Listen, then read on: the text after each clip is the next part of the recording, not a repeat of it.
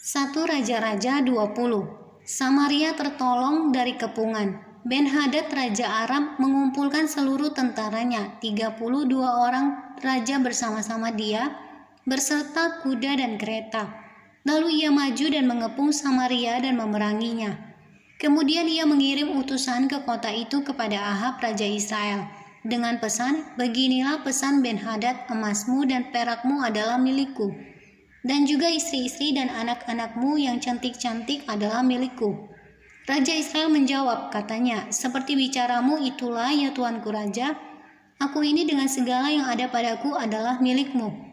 Sesudah itu utusan-utusan itu kembali dan berkata, "Beginilah pesan Ben-Hadad, memang aku telah menyuruh orang kepadamu mengatakan emas dan perakmu, istri-istri dan anak-anakmu harus kau serahkan kepadaku. Tetapi besok kira-kira pada waktu ini aku akan menyuruh pegawai-pegawaiku kepadamu dan mereka akan menggeledah rumahmu dan rumah pegawai-pegawaimu, maka segala yang mereka lihat dan ingini akan mereka ambil dan mereka bawa." Lalu Raja Israel memanggil semua tua-tua negeri itu dan berkata, "Camkanlah orang ini mengikhtiarkan kekecelakaan kita, sebab ia telah menyuruh orang kepadaku meminta istri-istriku, anak-anakku, emas dan perakku, dan aku tidak menolak memberikannya kepadanya." Lalu kata semua tua-tua dan segenap rakyat itu kepadanya, "Jangan dengarkan, jangan luluskan." Sebab itu ia berkata kepada utusan-utusan Ben-Hadad, "Katakanlah kepada tuanku raja, segala yang pertama kali kau suruhkan kepada hambamu ini, aku akan melakukannya, tetapi tuntunan yang kemudian ini tidak dapat kupenuhi." Lalu pergilah utusan-utusan itu dan menyampaikan jawab itu kepada Ben-Hadad. Ben-Hadad menyuruh orang kepada Ahab dengan pesan, "Beginilah kiranya para Allah menghukum aku, bahkan lebih lagi daripada itu. Jika rakyat mengikuti aku masih dapat menjemput segenggam penuh debu puing Samaria." Tetapi Raja orang Israel menjawab, katanya, "Katakanlah, orang yang baru menyandangkan pedang janganlah memegahkan diri seperti orang yang sudah menanggalkannya." Segera sesudah Ben-Hadad mendengar perkataan itu, pada waktu ia sedang minum-minum dengan raja-raja di pondok, berkatalah ia kepada pegawai-pegawainya, "Aturlah barisanmu." Lalu mereka mengatur barisannya melawan kota itu. Tetapi tiba-tiba tampillah seorang nabi kepada Ahab Raja Israel serta berkata, "Beginilah firman Tuhan, sudahkah kau lihat semua orang yang sangat ramai itu, bahwasanya pada hari ini aku akan menyerahkan mereka ke dalam tanganmu, supaya engkau tahu bahwa akulah Tuhan." Lalu bertanyalah Ahab, "Dengan bantuan siapa?" Jawabnya, "Beginilah firman Tuhan, dengan bantuan orang-orang muda pengiring kepala-kepala daerah." Tanyanya pula, "Siapakah yang akan memulai perang?" Jawabnya, "Engkau." Kemudian ia menghitung jumlah orang-orang muda pengiring kepala-kepala daerah itu.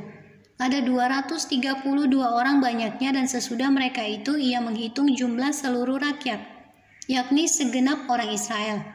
Ada 7.000 orang banyaknya, lalu mereka maju menyerang pada waktu tengah hari. Sementara Ben-Hadad minum-minum sampai mabuk di pondoknya bersama dengan ke-32 raja yang membantunya. Ketika orang-orang muda pengiring kepala-kepala daerah itu maju menyerang lebih dahulu, maka Ben-Hadad menyuruh orang menyelidikinya, dan mereka memberitahukan kepadanya demikian, "Ada orang yang maju menyerang dari Samaria." Lalu katanya, "Entah mereka datang dengan maksud damai, entah dengan maksud perang, tangkaplah mereka hidup-hidup." Sementara itu keluarlah mereka itu dari dalam kota, yakni orang-orang muda pengiring kepala-kepala daerah, dan juga tentara yang mengikuti mereka.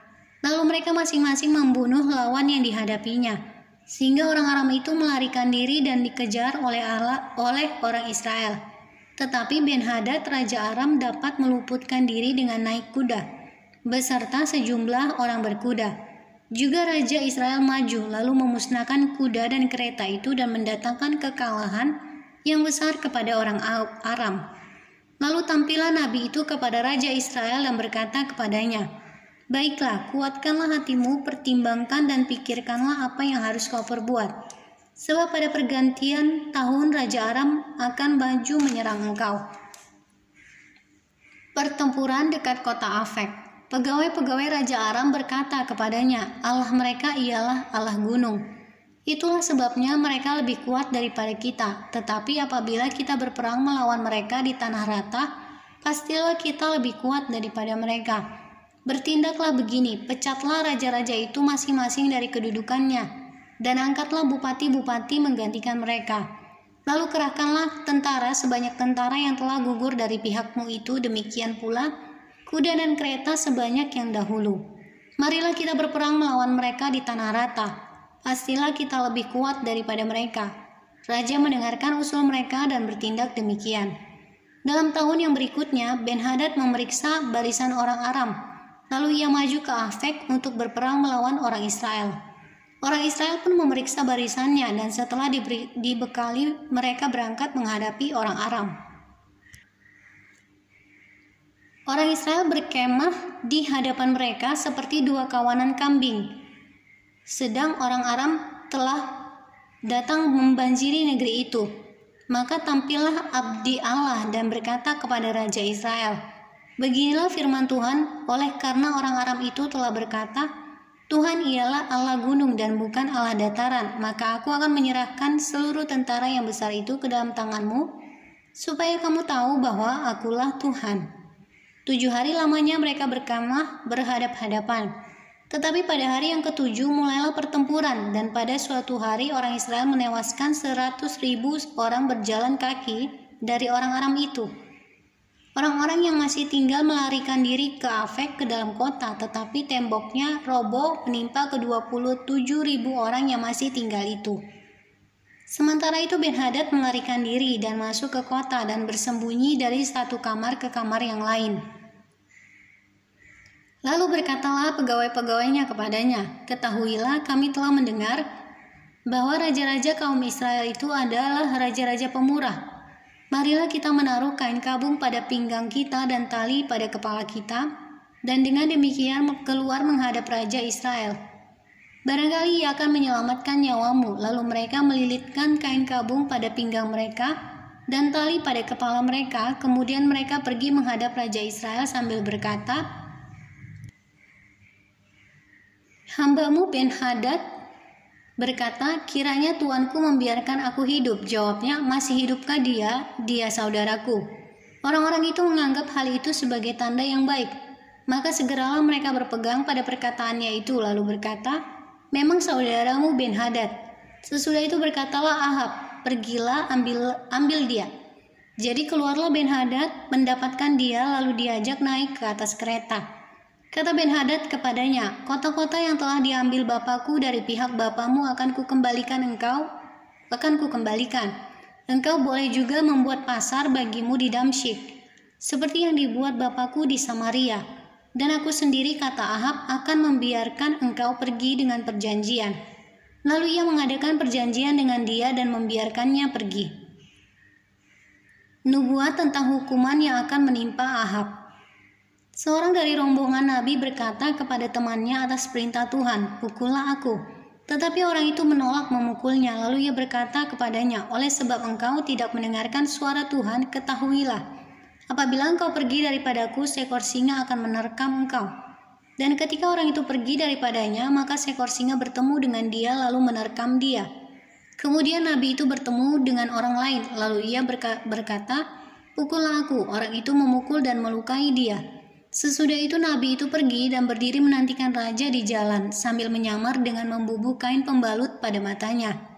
Pada waktu raja lewat, ia mengadukan halnya kepada raja, katanya, ketika hambamu ini maju ke tengah pertempuran, tiba-tiba ada seorang meninggalkan barisan dan membawa seorang kepadaku sambil berkata, jagalah orang ini, jika ia hilang dengan cara bagaimanapun juga, maka nyawamu adalah ganti nyawanya, atau engkau harus membayar setalenta perak. Ketika hambamu ini repot sana-sini, orang itu menghilang. Kemudian Raja Israel itu berkata kepadanya, begitu jugalah hukumanmu, engkau sendiri telah menetapkannya. Lalu segeralah ia membuka kain pembalut itu dari matanya, sehingga Raja Israel mengenali dia sebagai seorang dari rombongan Nabi. Kata nabi itu kepadanya, beginilah firman Tuhan. Oleh karena engkau telah membiarkan lolos orang yang dikhususkan bagiku untuk ditumpas, maka nyawamu adalah ganti nyawaku, dan rakyatmu ganti rakyatnya. Lalu Raja Israel pergi ke istananya dengan kesal hati dan gusar. Maka sampailah ia di Samaria.